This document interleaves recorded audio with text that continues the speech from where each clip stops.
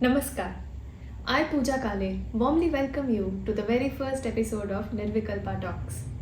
Nirvikalpa is not merely a platform for budding talent, it's a vibrant homage to the India's tradition of Guru-Shishya parampara and Samskaaram. Today we have a very special guest who is a multifaceted artist. Her performances have graced the stages with her dedication in preserving and innovating within the classical dance tradition. Today we have the privilege to delve into her life as an artist. Join me in welcoming the graceful, charismatic, dynamic, one and only Smt Rasika Gumaste.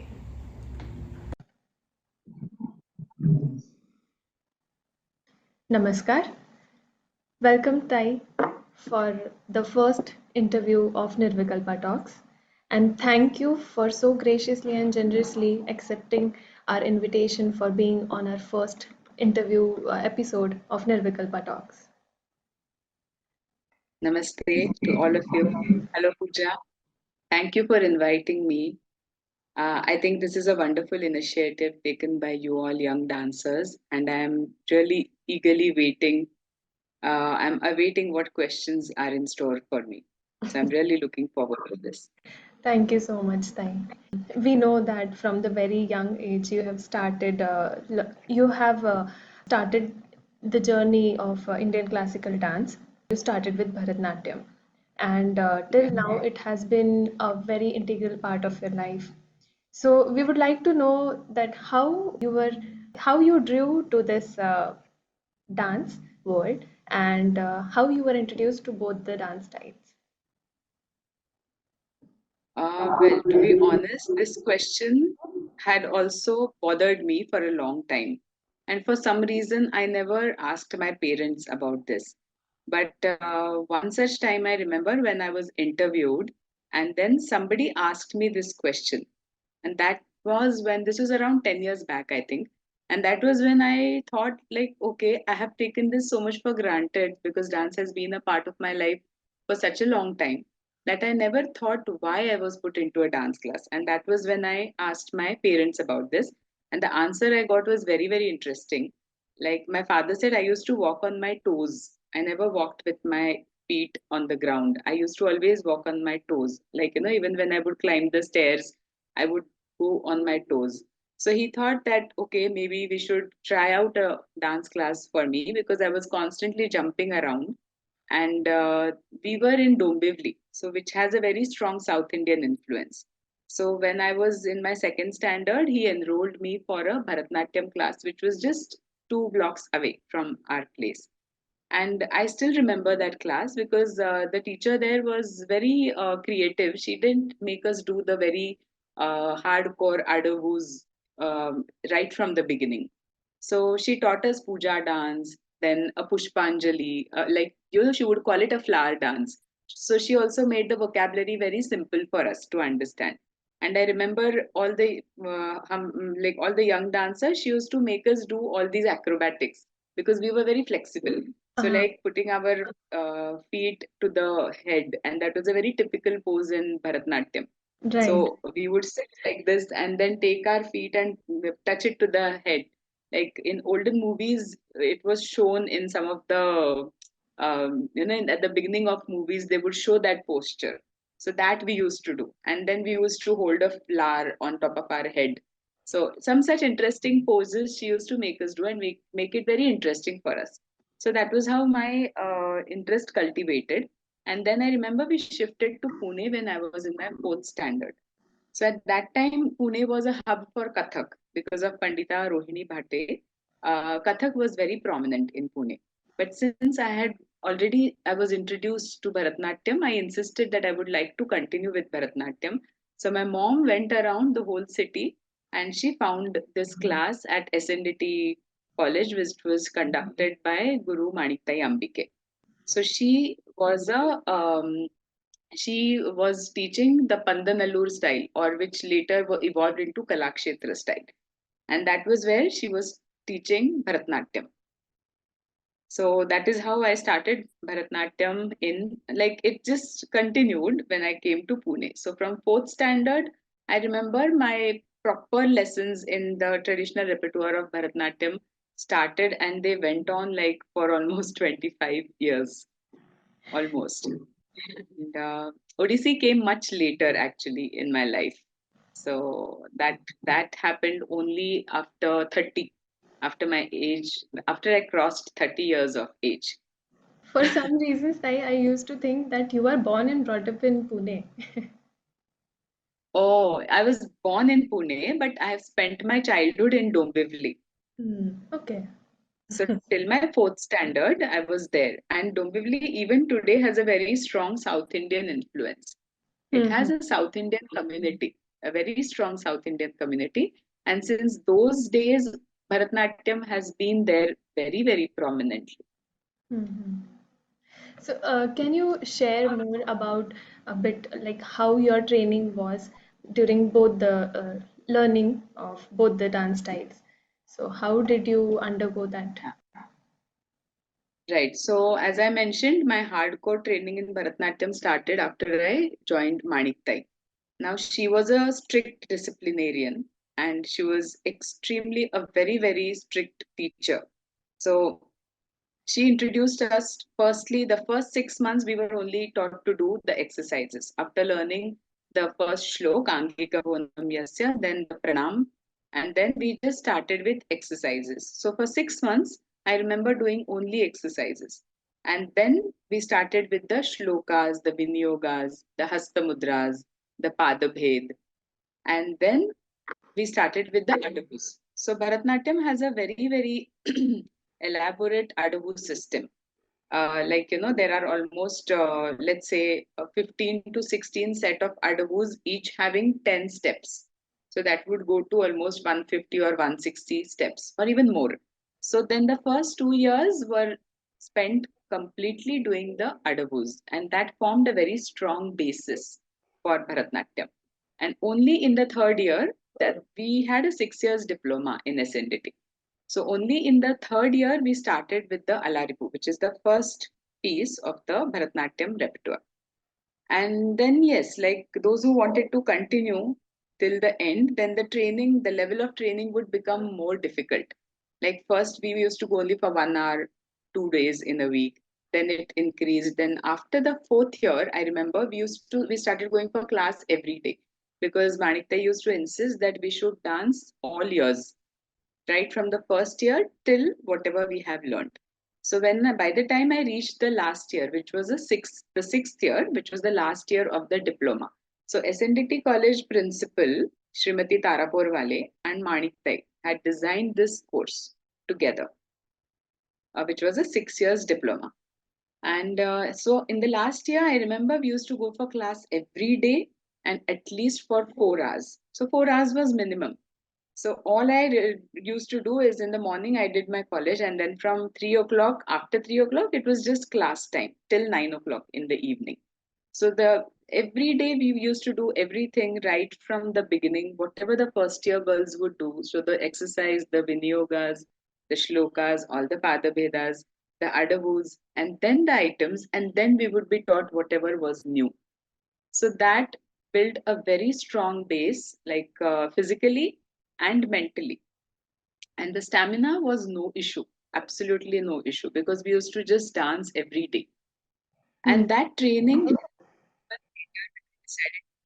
BC, which was, like I said, it was much later in my life after I crossed 30. So, even in between dance, took a small break. Like when I had my son, there was a small break of a few months or maybe a year, but I always went back to dance. And then this training helped me go back very quickly because it was as if I had never given up dance because it was just a small break. And then I went back again with the same energy, same determination. And when I joined Srimati Yogini Gandhi, she is a Kathak and Odissi dancer based in Pune. So when I joined her, I remember her first reaction was that, okay, you are a Bharatnatyam dancer, but whose disciple are you? So when I told Maniktai's name, she was very happy because she said, then I know that your base is very strong. And I know that you're physically and mentally very fit, so you can take up another dance style. So here I would like to interrupt you. So now that we know that you have learned Odissi from Srimati Yogini Gandhi ji, But Yes. how were you inclined to it? Did you see somewhere Odissi, or if you happen to see it, then how did you think of it that you should go for it? You should try to learn this dance form. Did you decide that you Right. wanted to learn some another dance form, or did it just happen to you? Yeah, I didn't decide, I would say, but I had seen Guru Keluchan Mahapatra perform when I was in Delhi doing my master's in German. I was in Jawaharlal Nehru University in Delhi for my master's. And at that time, like I said, because I was always, dance was always there. Although I was busy with my academics, I was still I looked up for a dance class there and I was still following Bharatnatyam. And then Delhi had opportunities of lot of performances, viewing performances. Huh? I was not performing at that time because I was very young. So I used to go and watch almost every day whoever came, and because it was the capital city, all artists from all over the country and the world would come. So I would go and watch. And that was when I saw Kelu Babu perform for the first time. And then after that, I again saw him when I was in Pune. He had conducted a workshop. I think it was in 2001 or 2. So he had conducted a workshop in Pune University. And I was practicing with Maniktai at that time. So, like I said, my son was born in 2001. And from 2002, again, I started going to Maniktai for practice. So she said, you must go and see this guru because he is, it will give you a different dimension and you have to learn Abhinay from him. So I just did those 2 workshop sessions with him, but I was completely mesmerized with the way he taught. Not just Odissi, I was mesmerized by him, I would say, the way he was talking about dance and teaching it. And then in 2008 or 9, I was learning contemporary at that time. So I was constantly exploring different avenues. Something came to my mind. I said, okay, I must learn contemporary dance. And through a friend of mine who was learning contemporary, I got connected. Got to know about this workshop in Lalit Kala Kendra University. So Sonal Mansingh Didi had come there to conduct a workshop on Bharatnatyam and Odissi, and she was doing both. So she first explored the Alaripu, the technique of Alaripu in Bharatnatyam, and then she went on to explore the technique of Mangalacharan in Odissi. And then I thought that I had seen her also perform before a lot many times. So then I thought, okay, if this is a style, like she can pursue both these styles, so maybe I should also give it a try. And at that time, I was not aware if there was any Odissi teacher in Pune. But then I started asking around, and then I think from Maniktai only I got to know about Yogini Gandhi ji.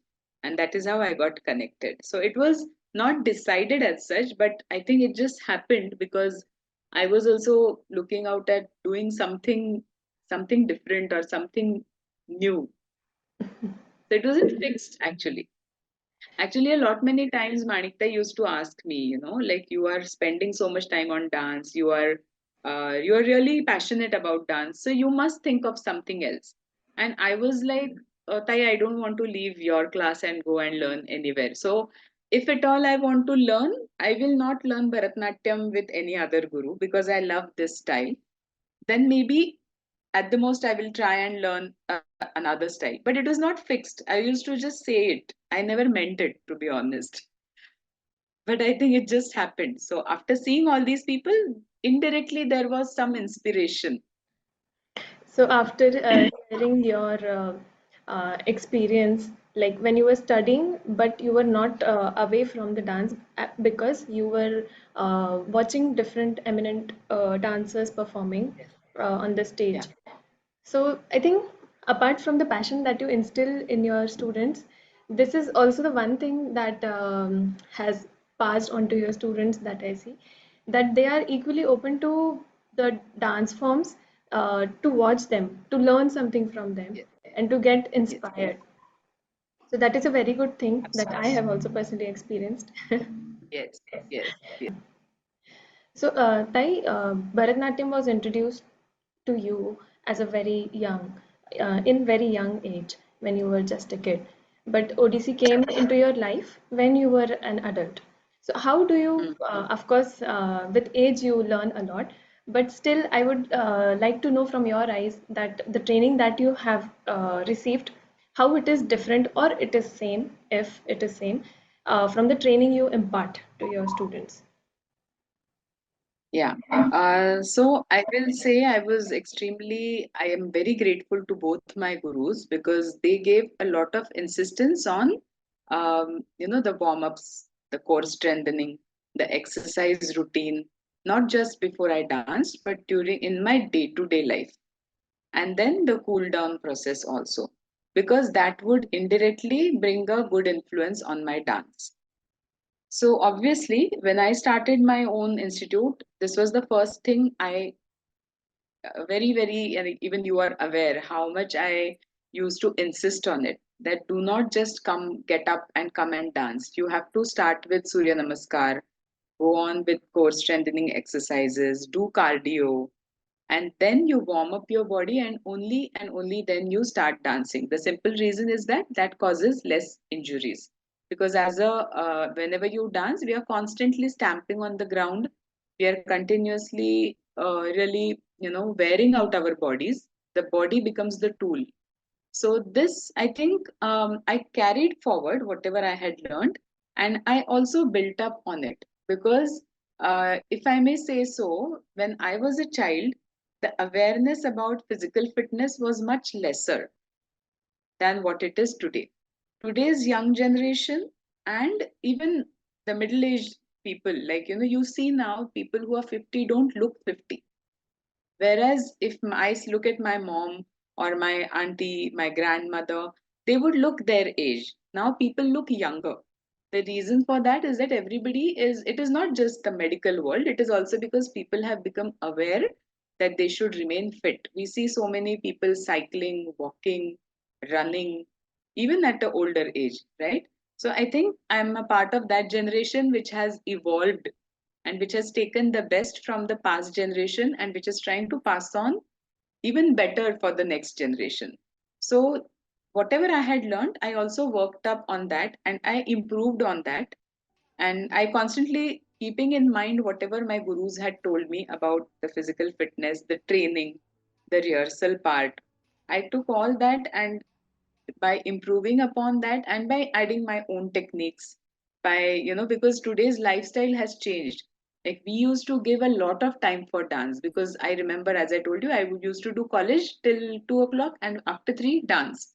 Now with you people, it's not that. You are working, you're doing a lot of other things, your college routines are very, very hectic. You have full day colleges, practicals. And in my days, most of the time, science and medical people and engineering people would not do fine art, performing arts. It would mostly be arts and commerce people. Today, it has changed. Everybody wants to do this because they have learned that these skills are important to grow as a person. So I have to take in mind the routines of my students, and then how in a best possible way. Like, if you are in office, after you come out of office, or even when you are in office, you can do some basic exercises, like, sitting in that sitting posture, so that when you come for class, yeah, like, take a break once in 2 hours, once in an hour, walk around, do some warm-ups, or just some side lunges, so that when you by the time you come to class after 6 o'clock, then you are not, you know like, you are already a little bit warmed up. So the lifestyle I have to take in mind of all my students, because there are late nights, there are early morning meetings. So all this I have to take into account, and I think I have designed a good routine. I've tried to do my best whenever I tell my students, but I keep insisting on the importance of this exercise and the importance of sleep also, because a sleep deprived person cannot do justice to anything for that matter, not just dance. Yeah.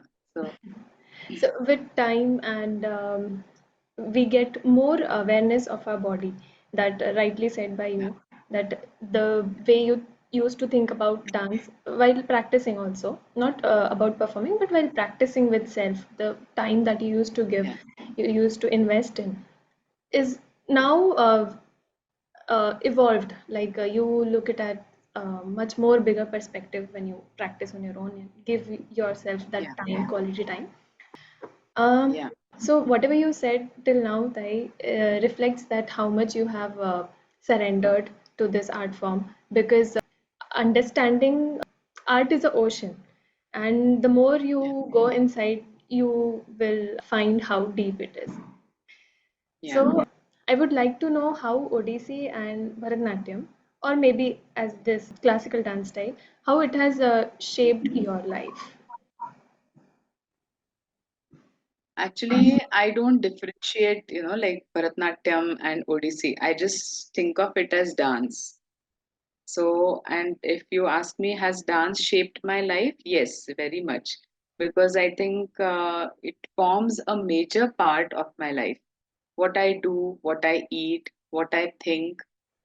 There are times when I feel that when even if I'm reading a book, it becomes a visual in front of my eyes because unknowingly I find music in it. Unknowingly, I find a choreography in it. So, and it's never tiring, believe me. So I don't feel tired whenever I think of dance or whenever I'm reading about dance. It just gives me immense joy. So my life, if you ask me, like I said, I just remember that 1 year which I had to take a break because of my child. Apart from that, dance, I have never been away from dance. And then also I used to go for all performances. Like even though I couldn't dance, I used to go and sit in my class. I used to take when my son was born, I used to take him along to all the performances also. So it has not been like, okay, if I'm not able to dance for a few months, then at least I can see, I can read about dance, I can do something about dance, I can teach dance. So in some way or the other, like even when I was with Maniktai, I remember I was young at that time, but she focused a lot on all round development.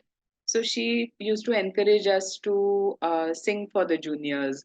I used to do comparing. I learned my comparing with her. I was not a compare at by birth. It was she who said like you have a good hold over English, so you could start comparing for our arangetrams, and then if you like it, you can take it up. It can be a good career also.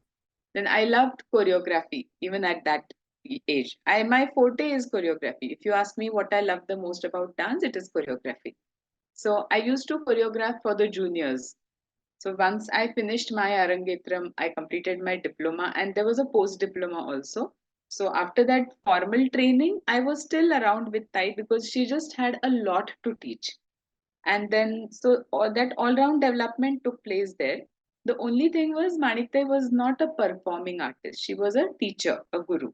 So she always used to focus on that. So when I joined Yogini Tai, Yogini Didi, it was like that aspect which was remaining was fulfilled because she was a complete performing artist.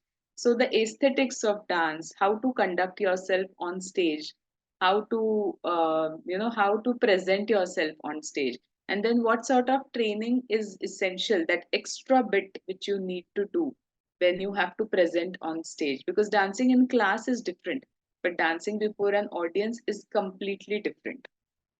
People say I started late with Odissi, but I don't regret it a bit because I was just ready mentally. I was in that matured state of mind and body where I was ready to take on this challenge. So that I learned a lot, and that's why this has always had a lot of impact.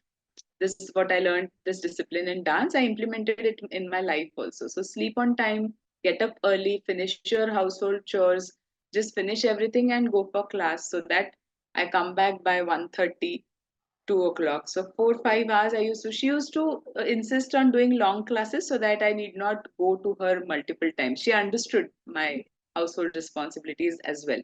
So she said you could come for longer classes. So once I went, I would be there for 4 to 5 hours and then come back and do my German. But this discipline, which I learned with both my gurus, this I incorporated in my daily routine as well. And I have seen both of them lead that kind of a life. They were very particular about their time management, both of them. So it was very inspiring to learn that from them. And then, yes, that's how dance, as not just the dance, but everything about dance became a part of my life. So here I would like to share this with our audience before we delve onto the aspect of how you manage everything.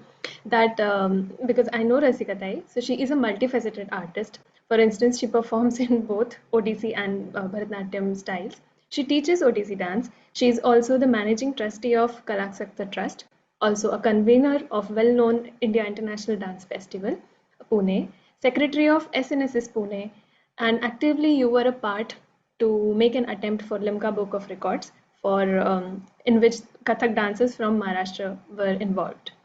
Besides all this, she is also a professional German translator and a teacher. And now I doubt the list ends here. So how do you maintain the equilibrium tie in this different role of yours and maintain and keep up with the responsibilities? Well, to begin with, I would say I love my work. Whether you call it work or what you call it, I don't know. I just as much as I love to dance, I love my German field also. I've been in the field of translation for almost 15 to 20 years, and even now, today, because of AI, the translation field is dwindling. It is not as active as it was before. But I am still teaching German because I love that language. So if you ask me, I'm probably totally an arts person. I like languages, I like dance, I like music, and I'm very fond of all these artistic things. So language also for me means creativity. So whenever I teach, it brings out that creative element in me every time. So it is not easy balancing everything, but it's because of this love for whatever I do, the passion for all this, which I think helps me manage my time. And what I have learned as a young student of dance, I have unknowingly incorporated it. Of course, my family, both my parents, my in-laws, my husband and son, everybody has contributed to this, because I'm not saying I'm always perfect. I may have made them some compromises because of my hectic schedules and routines, but it has not been easy managing everything and trying to keep everyone and yourself happy. But it is like, like I said, time management is the first thing, prioritization of work. So for instance, if today I have a rehearsal, and before that if I have to get some work, like for instance this festival, IIDF, India International Dance Festival, so a lot of work is involved in that. Like, getting in touch with artists, auditions, we have to take their auditions, we have to select artists, and then we have to coordinate with them, tell them all the details. So then I have to prioritize. See, if I have a rehearsal of 3 hours, then before that, I have to get all my email work done, set everything right, tell them everything, and then the work for that day is over. So every morning, whenever I get up, the first thing I do is I just list my tasks for that day and I put them in the priority order. Otherwise, then everything becomes a chaos. And I would say I work a lot in team. Like I work with my co-dancers, I work with my friends, my colleagues, my students. So I am very much a team person, and that helps divide responsibilities as well. So if you like, if it's not correct to say that I am a sole worker and I manage everything on my own. I don't believe in that. I believe in teamwork, because if I delegate work, it will obviously I will function in a more efficient manner. Otherwise, then it becomes a chaos because I'm trying to take up all the load on myself and it would just make me more frustrated. So that teamwork is one thing which also helps. For instance, for IIDF, we have a team. Even in my class, I have some of my senior students helping me out with the teaching. So, then if I decide to do everything on my own, that doesn't help.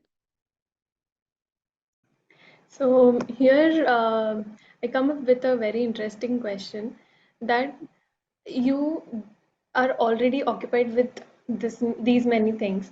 So what do you do when you get bored? If you are bored with something, you will go on to something other. But what I would like to know what other thing you do if you don't do any of these things and you are bored, Okay, of so course. first thing, I have no time to get bored. I will tell you that. Because, I as I thought so said, that you are going to answer that. yeah, there's no time to get bored, but I'll be very honest with you. I'm a very social person. So, see, this field, like you mentioned, na, this field of dance or art is like a vast ocean, and it will just engulf us completely. If we go in this, it will just take us up all and it will swallow us. So, many a times we see artists who are very passionate about dance. In their life, they are still frustrated. So that is because they are not able to maintain that balance between that normal life and the life of an artist. So I have a lot of friends. I have a friend circle like who are non-dancers. They don't know anything about dance. They know about dance only because of me, but they are like they're very good friends. So like for example, every morning we go out for a chai, we go out on the we go out for a run or a walk. I make it a point to be with my friends also, so that these normal talks also are essential. They help me focus more actually, because then that is like my, we say, elixir, na? That is like what I get my energy from, because if you are in that field you're constantly thinking about it, and then it doesn't remain a thing of joy. It just becomes very frustrating after a point. Mm-hmm. So, I would like to know now your most memorable performance and such moment, defining moment in your life by with your dance that has shaped your life. Yeah, so my most memorable performance was not my best. My first Odissi performance with my guru, with Yogini Didi, was my, I would say, because it's very clearly etched in my memory because I had messed it up for the simple reason.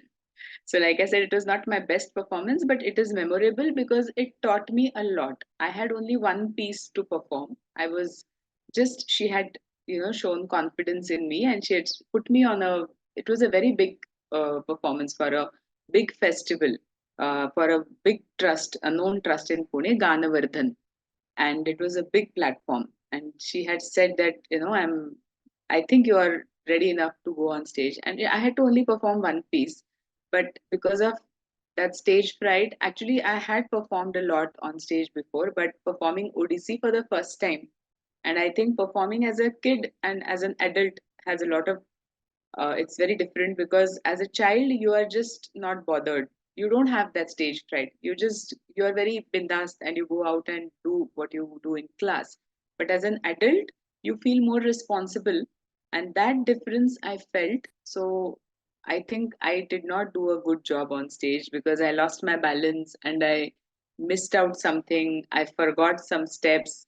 And then I felt so bad because I had only one piece to prove myself, only those 12 minutes of that one piece. And I went back into the green room and I didn't even cry because I was too old. But I did that piece over and over again thrice in the green room when the show was going on. So it was as if, like, I was trying to bring back that time which I had lost.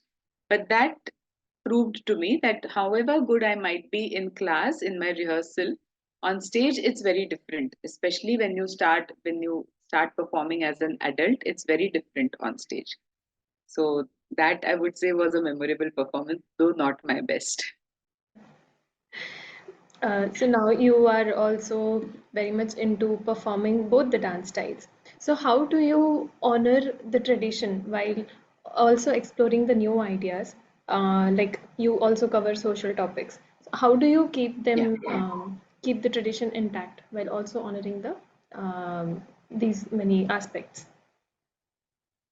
So one thing I have done is, even if I'm dealing with a new topic or I'm exploring a new theme, I don't go away from the traditional structure of dance, be it Bharatnatyam or Odissi.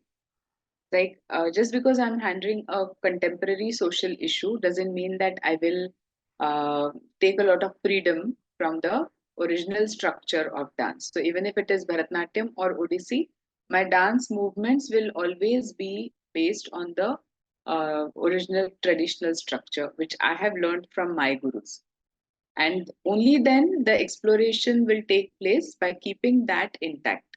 Otherwise, then everything becomes a theater.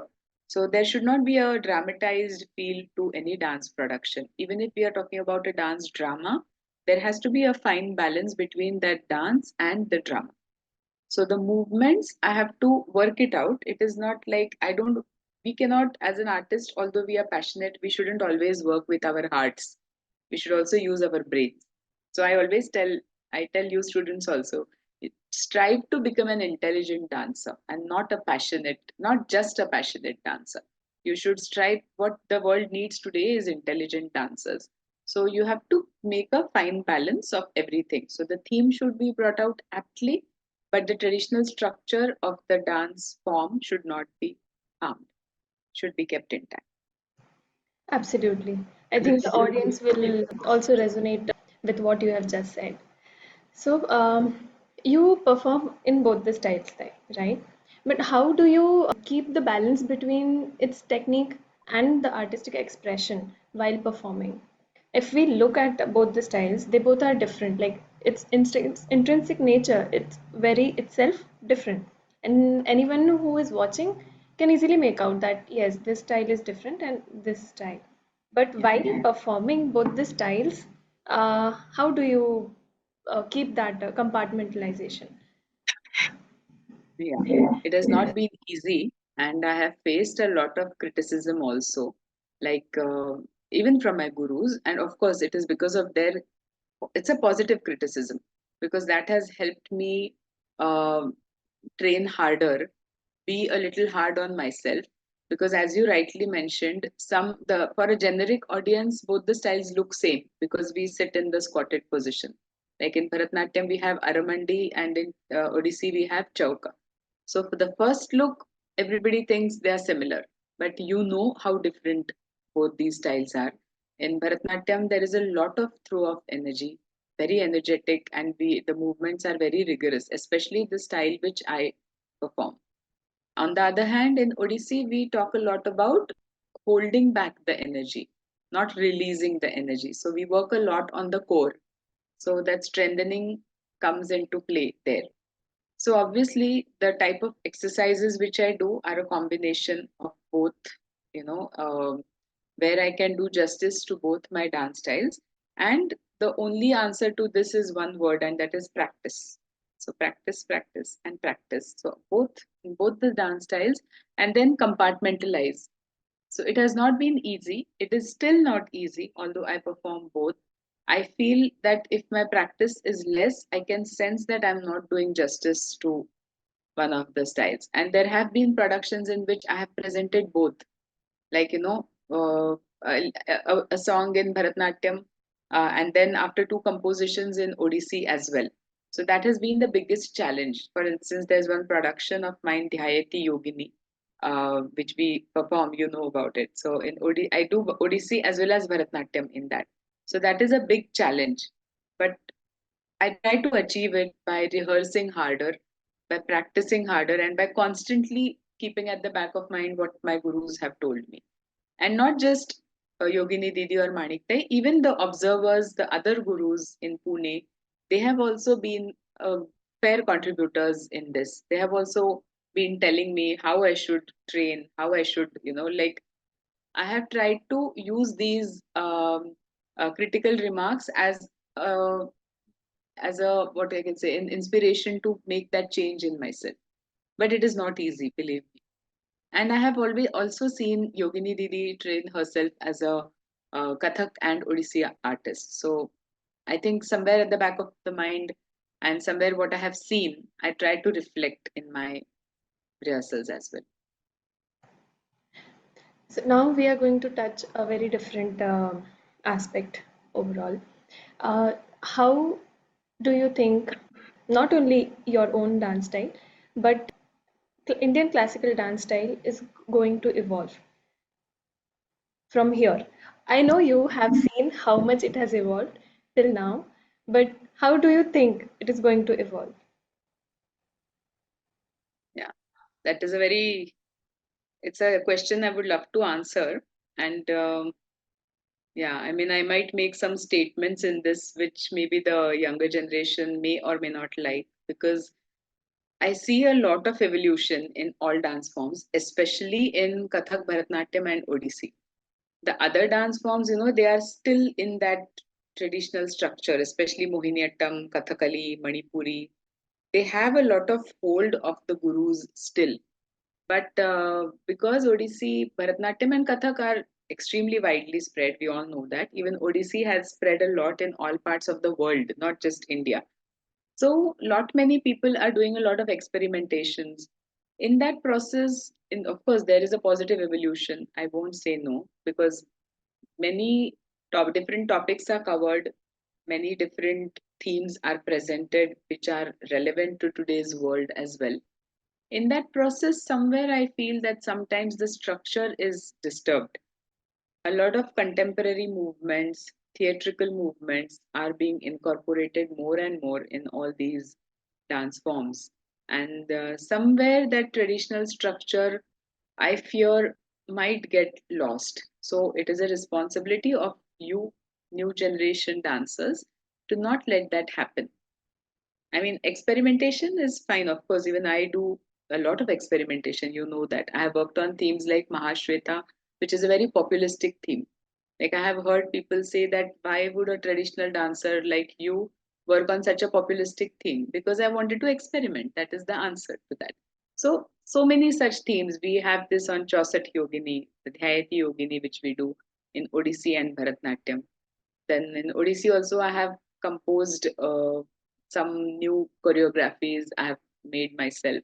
That Bengali song, the Bengali poetry we explore. I have done Lorelei, a German poem, in which I completely change my costume also. I wear a Western costume and I do that. But I still feel that the structure should not be harmed, and too much of evolution should not lead us away from the origin of dance. We should not forget that classical dance comes from the temple origin. So the bhakti bhav, what I always insist on. So whether you are portraying Shrungar, Karuna, Raudra, Veer, anything, the bhakti should remain at the background of everything, whatever themes you portray. So even if we are doing a Shringar, if we decide to show a Shringar between modern Nayak and Nayika, not Krishna and Radha, still that bhakti bhav should be retained. Let us not make it, theatrical. Nowadays, these reality themes are going just anywhere. They have Bollywoodized the whole thing. So I would not call that evolution, definitely. We are going back many steps with these reality shows. Thankfully, there are so many new generation dancers who are doing a lot of good experimental work, like, out of this world themes are also being explored. And especially in places like Pune, Mumbai, the audience is also open to experimentation. But I feel and I fear sometimes that too much of experimentation, in that process, we should not go away from the original bhav of dance and the technique of dance. That should be retained. So, be it Odissi, be it Kathak or Bharatnatyam, what we have learned, that ultimately we are talking about Indian classical dance, right? So it should be a fine blend of everything. Experimentation doesn't mean we should just take on the new and forget the old or forget our basics. So that is one responsibility which lies with all of us and all of you young dancers as well. Yes, definitely, Tahi. But do you think that, as I have seen one video on internet a few days back, where a traditional costume was worn, and Mm. she was performing on some very Bollywood hip hop dance. Yeah, So, yeah, I do think you I've think, seen that. have you? So, Yeah. do you think that this kind of influence is more empowering on the overall generation of uh, students who are learning dance, because they find it as a shortcut? In my perspective, they find it as a shortcut to get success, because if they experiment like this, they'll be more visible, and in return they will be more famous. So what are your thoughts about it? Yeah. Yeah. Yeah. I mean, of course, I saw that video and it is, I mean, I really don't know what to say.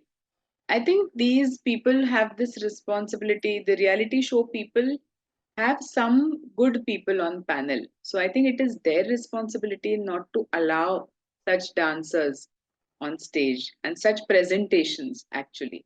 What you said is correct. They get easy visibility. I like everybody is on Instagram. Instagram, everybody is a star because they get so many likes, they get so many views, and they are stars. We have so many Kathak artists as well these days who are so popular. But I would still say that I'm glad that there are so many people of the younger generation who do not like this. So I see hope there because I personally feel that thanks to the social media, one good thing about social media is that today's generation is aware and they are intelligent enough to differentiate between good and bad, right or wrong. So even if you form 20% of that population, you have that strength to make a difference. So personally, I see a lot of hope because yes, I detest such videos, of course, but I think those are restricted to that Bollywood um, what class of people. But still today, I mean, even I get a lot of inquiries from young parents saying my daughter dances well, but I don't want to put her to a Bollywood class. I would rather have her learn Bharatnatyam or Odissi. And then I tell them I don't take students below the age of 10. And if your daughter is 5 or 6, she will have to wait. I have had two girls who have waited. So there is hope. So I will not say that it is completely hopeless. Obviously, such reality shows must be, we have to, I think, I always think I should probably write to them. It is also our responsibility if they don't understand. I get calls from, we have seen your videos, your is a great performing troupe. So you perform for us. But I tell them the day you allow me to perform on a traditional song, I will come. I will not perform on a Bollywood song, but I still see hope because there are many people who oppose this. Because this particular video you talked about has been going viral on Facebook for the negative reasons, which is a good thing. Nobody has talked good about it. So that's a positive thing, I should say. Yes. So I have seen you doing many productions which are related to any specific social cause or maybe experimenting with music. So do you get stage fright while doing them? Yeah, I will not say no. And I get stage fright, especially when it is a big production which involves a lot of dancers. Because if I'm doing a solo, I have a control over it, you know. But if I'm doing a group production, I have no control over the other dancers. And there are so many things that can go wrong because each one has a different state of mind, each one has a different memory. Somebody, there is wardrobe malfunction is a part of it. So if I'm doing a bigger production, I do get stage fright. I get goosebumps in my so yes, I will not say no. If it is a new production, there is always a lot of apprehension. And then again, there is apprehension if the audience will like it or not. So that is also, it is not stage fright, but it is something like apprehension. So yes, but we have figured out a way. I always make it a point to hold hands with my co-dancers or my students and say Om. It just helps because we all pass on whatever is positive to each other. We absorb whatever is negative and then we just let it go. So you just know that you are in it together. And that is very, that is a soothing thought that, okay, if anything goes wrong, it is not on me alone. We all are in this together. So, but yeah, I mean, if we rehearse very well for any new show, then there is no stage fright. So everything depends on a lot on how well you have rehearsed before putting that composition on stage. Right. Are you uh, comfortable in sharing any of the projects or performances that you are currently working upon? Yes, yes, very much. So I am currently working on a very different project. Sri Shankar Deva was a great poet in from Assam, and there is some four dancers. Four of us are working on his poetry. So the project is about presenting the works of Shankar Deva through four different dance forms. So we are, of course, the initiative is by Srimati Pratisha Suresh, who's a Satriya dancer. She's from Assam. and she has been wanting to do this project for a long time. So it has Kathak, Bharatnatyam, sorry, Kathak, Mohiniyattam, Odissi, and Satriya. And we will be presenting four poems, four compositions by Sri Shankar Deva. So currently I'm working on that, and we plan to present it in Delhi in the India Habitat Center in end of March. So that is one project which I'm working on. And yes, something new is coming up because I'm planning my class show this year, and I want to do something new with my students. So I will be working on the Geet Govindam with them. New to me. A surprise. Yes, it's a surprise. It was supposed to be a surprise. Now you know about it. So here, Tai, we come to the end of the interview with Nirvikalpa Talks. Thank you for being here, but this stage is set for an unexpected twist now. I promise you, this is going to be a very thrilling ride for you and both our Okay, viewers. So it is great. I'm a ready for rapid it. fire round.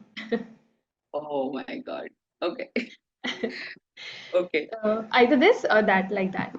Okay, so here we go. Pallavi Hmm. or Tilana? What I like? Is it what I Yes, yes, like yes. or This or that. Yeah. Pallavi or Tilana? difficult? Okay, Do I have I to will choose? include. It's both. That's what I was about to say. I will include the option both. Huh, huh. Now, Yes, please. Both. second, practice sari or full dance costume? Practice sari. Morning riyaz or evening riyaz? Evening. Evening Riyaz. Okay. And what do you consider yourself? Like a very serious teacher or a funny teacher? No, I'm not a serious teacher. I think so. I don't know what you think, but I am not a very serious teacher because I like to gel with my students. I don't want to be a terror for them. I like to be friends with. I may not be a funny teacher, but I like to be friends with my students. Okay. Now, Anrita or Abhinaya? Oh, Nrita. Nrita. First choice is Nrita. Yes, So, traditional items or new productions? both. I knew this answer. Precision or while like flow with performance? Flow with performance.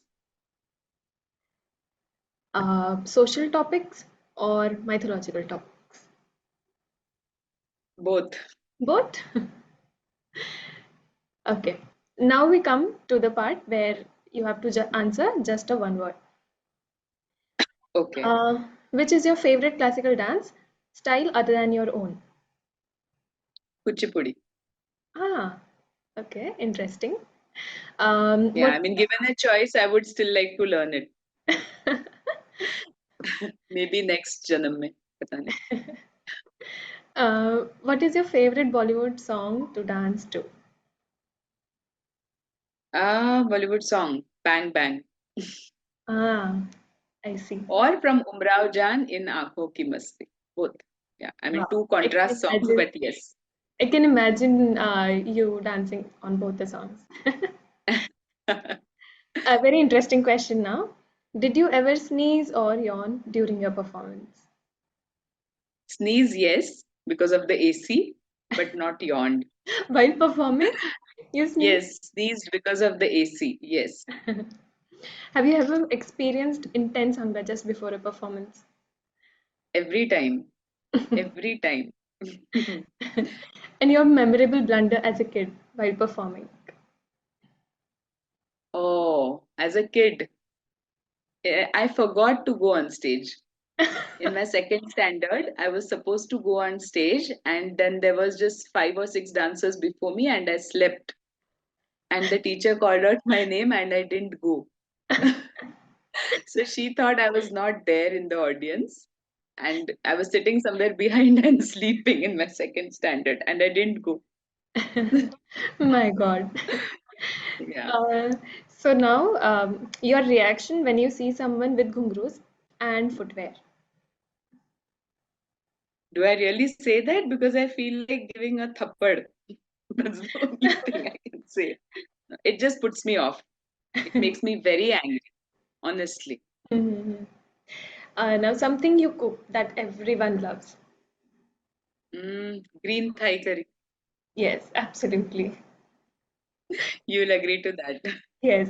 So, Yeah. your favorite Bollywood actor? Hrithik Roshan. Wow. Actually, actor, I wouldn't say Hrithik Roshan. Actor would be Amir Khan. Hmm. Okay. Yeah. And your favorite Bollywood Actor, dancer? Hrithik Roshan. Oh my God. So, let me ask you a question related to his movie if you are such a big fan. The Yeah. line is रोके तुमको आंधिया ये जमी और आसमां पाए जा जो जो लक्ष्य है तेरा.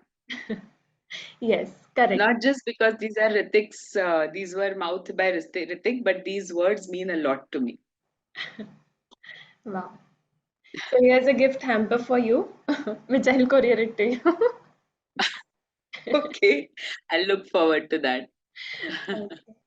Thank you so much, Tai, for being such a amazing guest today.